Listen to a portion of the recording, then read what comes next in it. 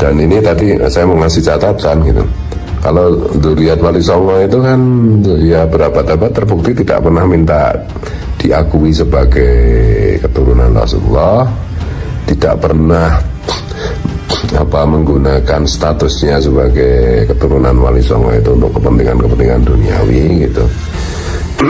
Nah, akhir-akhir ini aja karena kelompok Rabithah Alawiyah itu terus-menerus dalam tanda petik ada banyak oknum yang mengeksploitasi statusnya dengan mengaku-ngaku sebagai Dzurriyyatur Rasul yang kontraproduktif gitu, yang merugikan umat Rasulullah, terutama yang kalau di Indonesia ya yang Nahdiyin gitu. Kalau Muhammadiyin atau Salafiyin kan nggak peduli kayak gini, yang jadi korban itu kan Nahdiyin. Indonesia sejak dulu kala tetap dipuja-puja bangsa.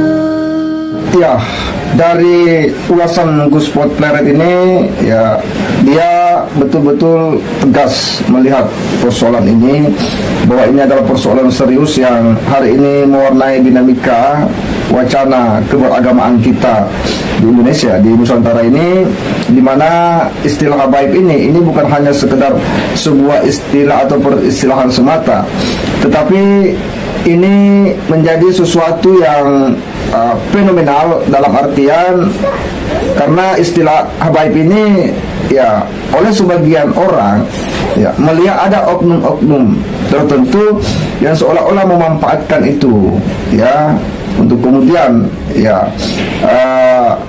melawan misalnya rezim ya. Nah, karenanya banyak orang melihat bahwa ini bukanlah sebuah fenomena sosiologis semata ya. Dan mulai juga dengan klaim-klaim hadis-hadis yang dongeng, bahkan hadis-hadis yang palsu mengenai hak-hak sebagai Dzurriyyatur Rasul itu. Dan mungkin juga kalau kembali ke misalnya ada yang melaporkan itu membawa ke pengadilan fenomena Rabithah Alawiyah ini, mungkin juga di situ salah satu solusinya adalah tes DNA dan tes DNA pun ya pasti ambiar nanti itu loh. Jadi ada teman juga yang ngirimi nge-mention saya gitu ya terus apa ruginya bagi kita semua kalau mereka itu bukan Dzurriyyatur Rasul, dan apa ruginya juga kalau mereka itu benar Dzurriyyatur Rasul. Artinya itu ngapain juga diperkarakan tuh.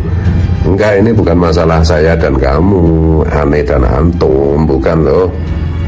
Ini masalah kepentingan umat Rasulullah. Jangan sampai umat Rasulullah itu dikibulin, dibohongin. Man ghosana falaisa minna. Siapa yang menipu, membohongi kami, Rasulullah dan umatnya, semua manusia, berarti dia bukan golongan kita, bukan golongan kami, ya.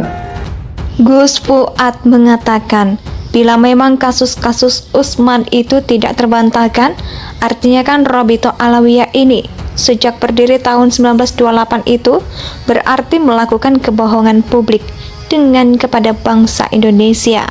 Itu loh. Nah, nanti juga saya udah berkali-kali bilang bahwa menyangkut misalnya ada juga yang mention saya bagaimana itu nanti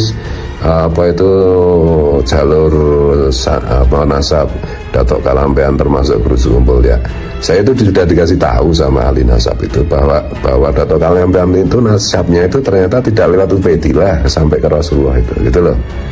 Nggak ada urusannya dengan urusan ini. Tapi terlepas dari apapun itu,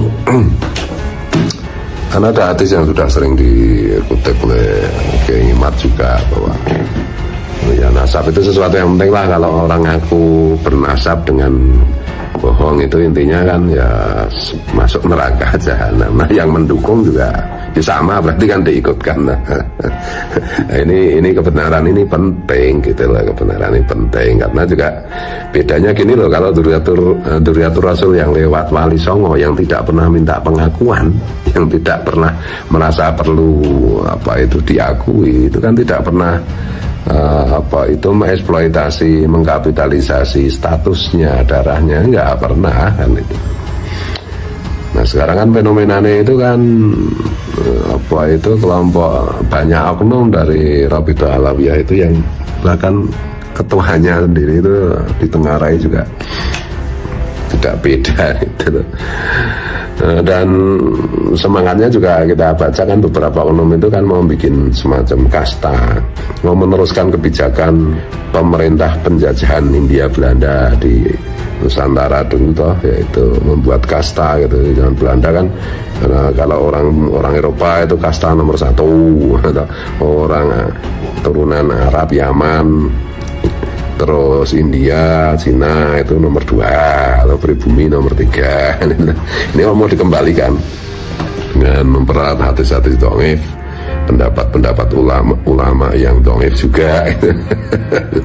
Ini kan berbahaya sekali, itu merusak Islam, merusak umat Rasulullah gitu loh.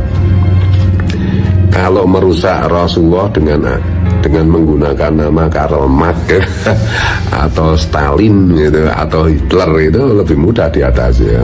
Merusak ajaran Rasulullah, merusak umat Rasulullah dengan membawa nama Rasulullah, wah itu sulit sekali itu.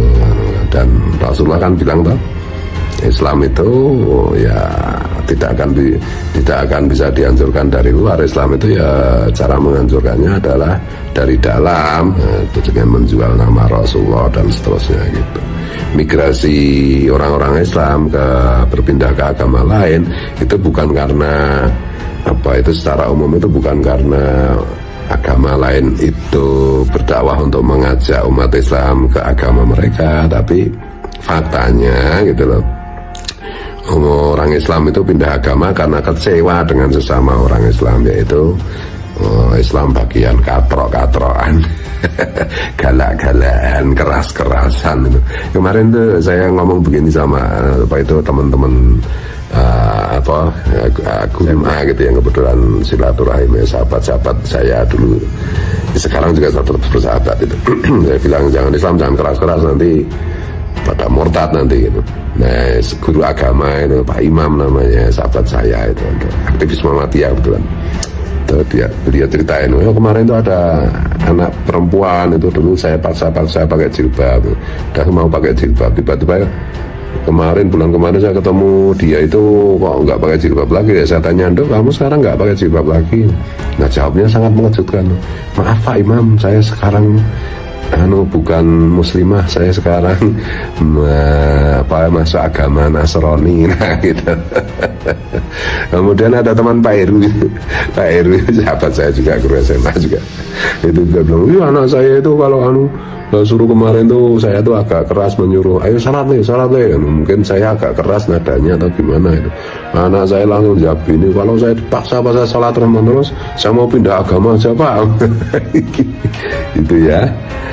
Jadi ya yang kita lakukan semua ini kan untuk kepentingan umat Rasulullah gitu ya. Kira-kira kayak begitu. Jadi kembali soal Rabithah Alawiyah itu apakah perlu dilaporkan ke polisi? Ya terserah aja. Tapi kok saya itu semacam ada kekhawatiran pasti nanti ada kelompok-kelompok tertentu yang melihat diskursus ini, pada akhirnya mungkin akan mengambil keputusan untuk melaporkan Rabithah Alawiyah gitu ya. dengan tuduhan melakukan jadi kebohongan publik ya, kebohongan publik hampir 1 abad ya. Yang nggak tahu siapa yang harus dilaporkan, apakah lembaganya, apakah tuntutannya itu, apakah penjara, apakah lembaganya dibubarkan atau gimana, yang nggak tahu. Tetapi yang saya garis bawahi yang jauh lebih penting itu adalah bahwa nanti akan terjadi diskusi ilmiah di pengadilan dan terbuka gitu loh, bukan selintat-selintut. Bukan asal bunyi terus bocil aja gambleh itu kan, nggak mutu kayak gitu. Perang vlognya itu kadang-kadang asal bunyi kan gitu, nggak nggak ilmiah sama sekali gitu. Terus kemudian juga asal menghead gitu ya, asal menyerang dengan kebencian gitu ya. Bahkan webnya Kiai Imaduddin aja diretas gitu ya. Ini juga IG saya juga diretas lagi ini. Saya nggak bisa main IG ini. Ya nggak apa-apa. Dan jauh lebih penting lagi itu pertaruhan kita kan sekali lagi hidup ini singkat ya nanti di akhirat, nanti kalau kita udah di alam barzah lah ya, bikin reuni lah. Siapa yang benar siapa yang salah. Indonesia tanah